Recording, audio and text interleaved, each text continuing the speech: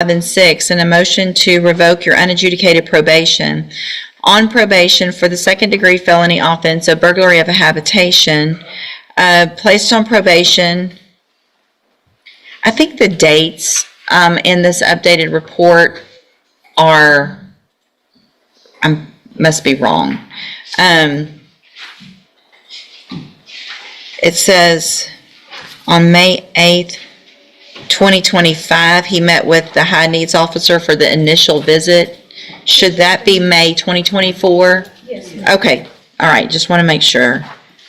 So, placed on probation back in April of 2024 for that offense. The allegations, failure to report, failure to work, testing positive, that didn't do the theft prevention class, behind in fees, and behind in restitution. There was no agreement, is that correct? That's correct, yes. Mr. And I've received an updated pre-sentence report. Has everyone had an opportunity to review that report? Yeah. Any additions or corrections to that report? Nothing from the defense, Judge. I wouldn't say other than if Ms. Core has any addition. Okay. I would like to hear from. Thank you, ma'am. Go ahead, Mr. Lewis. Judge, this situation, from talking with my client as well as members of his family, is definitely one that his substance abuse issue is something that he definitely needs to address. He's willing to. He understands that that's, definitely been in his way as far as definitely trying to complete this probation successfully.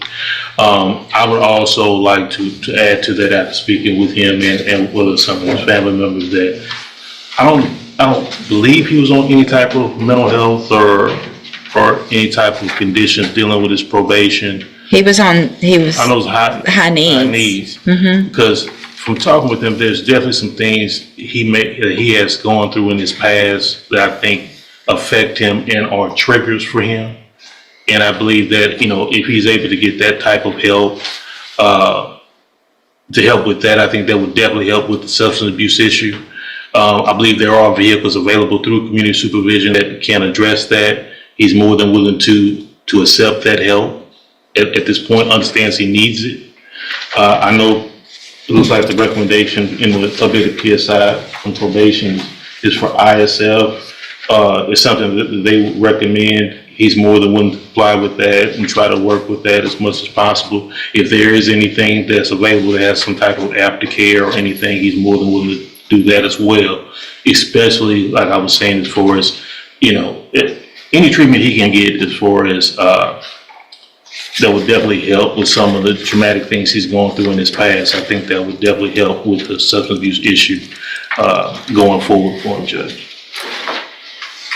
Okay, and the recommendation isn't necessarily ISF. It's if I were to continue, but the recommendation sounds like they've exhausted all efforts that, anyway, Ms. Smolfino? Judge, I certainly respect all the efforts that Ms. Core has put into this defendant, and I don't ever like to overstep what the recommendation of the probation department is with respect to trying to help a probationer, but my read of it is that it's probably time for revocation, but I certainly would defer to what you all. Well, it sounds like that's the recommendation of probation as well, really. Is that correct, ma'am? Yes, ma'am. Yeah. I mean, sure, go ahead. Please speak. I have made a lot of mistakes in my life. I really have. But I beg you, Your Honor, please give me another chance. But you begged me when you were here before. Yes, and not out. And the second day I was back on the streets. I did not have a plan for my life outside of just getting free. I met with the ASAP team, and they really gave me a lot of inspiration, a lot of hope so that I can change my life. Granted, Ms. Core has done an amazing job as my supervisor, and I apologize to her profusely, but I am not someone who wants to waste away in a jail cell. Well, so here's the thing, Mr. Dill.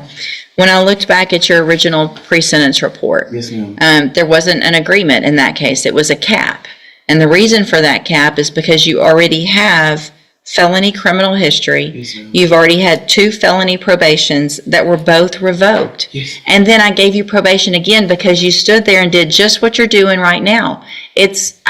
You saying the words, Please. you give me- stop. You need to stop because it's not going to get any better, Yes, ma'am. okay? Yes, ma'am. By what you can say. I appreciate that you probably would like to do what you're saying, Yes, ma'am. but you've been given every opportunity. Probation's worked with you. Again, those felony probation revocations, one was in 19, one was in 2021. It's not like they were a long time ago. You've been given every opportunity on probations now 3 times.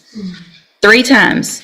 And she worked with, when I'm reading through this pre-sentence report, Ms. Core tried to contact you. She tried to schedule. I didn't have a phone. I was just texting her. I was homeless. I have been homeless a lot of my life. But that's what probation's for, is to help you. You have to go to probation. You can't keep using those things as an excuse. Yes, ma'am. All right, so I'm going to find that you entered your pleas of true to counts 1 through 6 freely and voluntarily. Yes, ma'am. Find those counts true. Find sufficient evidence to find you guilty, and at this time, find you guilty of burglary of a habitation. ma'am. Going to sentence you to a term of 5 years in the institutional division of the Texas Department of Corrections. You will receive credit on that sentence for any time that you've been in custody that the law gives you the right to receive. I'm going to hand you the trial court certification. I need you to sign that with Mr. Lewis. It shows that this was not an agreement, so you do have some limited rights to appeal. I'm also handing you a written admonishment regarding your ineligibility to possess a firearm or ammunition. Because of the judgment entered against you, you're ineligible under Texas law to possess a firearm or ammunition. Possession of a firearm or ammunition could lead to charges against you. Firearm is a legal term, and you should read that written admonishment I provide you to see what devices qualify as a firearm. If you have questions about the laws that make you ineligible to possess a firearm or ammunition, or about how long that lasts, you can talk to Mr. Lewis. Yes, ma'am.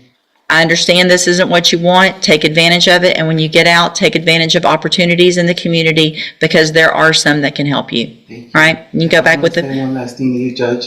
I will change my life. I hope so, for you. For me. Yeah, I hope so. I really, truly do. All right, sign that document, please, sir. Good morning, sir. Are you Esker Boykin? Yes, ma'am. And will your client waive the formal reading of the indictment? You will, Your Honor. Mr. Boykin, in cause number 25, DCCR 0351, the state has elected to proceed on the lesser included offense of a Class A misdemeanor assault from March 5th of 2025. And how do you plead to that charge? No contest. Are you pleading no contest freely and voluntarily? Yes. I have here on the computer some documents that have your signature on them that the state has marked as Exhibit Number 1. Before you signed those documents on the computer, did you go over them with Mr. Parker? It's at the computer we went over. Yeah. And do you understand what you signed with him? Not all like clear set in my mind, but Okay. Well, do you understand that if I follow this agreement that you've made, which is for a 2-year deferred probation, that you wouldn't be able to change your mind later? yeah. Okay? And you understand that the agreement that you've What reached, is probation? It's So- the first time It's flex. criminal, as a criminal. so, I feel as a criminal. All right. It's affected disorder. right, understand, Mr. Parker? As I know, I was in jail and I blacked out. Then the next thing I know, I'm in the hospital. Okay, I go to Spindle Top now. I understand. I need to make sure, I've explained to him, Judge, that the required probation, he'd have to report once a month. He has some fines and fees that we go with that. There's no fine, there's just the court cost. probation is where you have a supervision officer that makes sure you're doing everything you're supposed to be doing. Community. What? Not get in trouble. In trouble for what? So here's what I'm going to do. I'm going to reset the case, Mr. Boykin. I'm going to have a doctor come visit with you to make sure you understand everything that's going on before we go forward, okay? So when they come out to the jail or visit with you online, you need to make sure and visit with them, answer all their questions. Sit in jail? Yes, sir. I got to make sure, Jesus Christ, no. I got to make sure you understand everything that's going That's on. my first time blacking out like that. I was in jail and I Okay. didn't get fed. I was naked Okay, and I blacked out. we're gonna go back with the That's my bailiff. first time I was doing anything like this. We're gonna make sure you can go back with the bailiff. Go ahead. Oh. Yeah. I do have. I'm gonna delete that paperwork. In today's video, we're taking a look at the court hearing of 17-year-old Christopher Bushnell, who is facing serious felony charges. These charges include evading arrest with a VHIC and engaging in organized criminal activity. At such a young age, he is already standing before the court with his future hanging in the balance. Initially, the court was willing to give him a second chance. He was offered a plea deal of 10 years of deferred probation. This meant that if he followed the rules and stayed out of trouble, he could avoid having a permanent felony conviction on his record. It was an opportunity to rebuild his life and move forward without the weight of a long prison sentence. However, things did not go as planned. Before the hearing even began, Bushnell had already accumulated 21 incident reports while in custody. These reports included fighting with other inmates, bullying, stealing food, and showing disrespect toward correctional officers. Despite this, Judge West decided to give him one final opportunity. She gave him a simple instruction: stay out of trouble for 1 month. If he could prove that he was capable of following the rules, she would reconsider the probation offer. But when he returned to court 1 month later, the situation had only gotten worse. During that short period, he received 11 additional write-ups. According to reports, he openly disrespected officers, called them names, and even told them, "I don't care,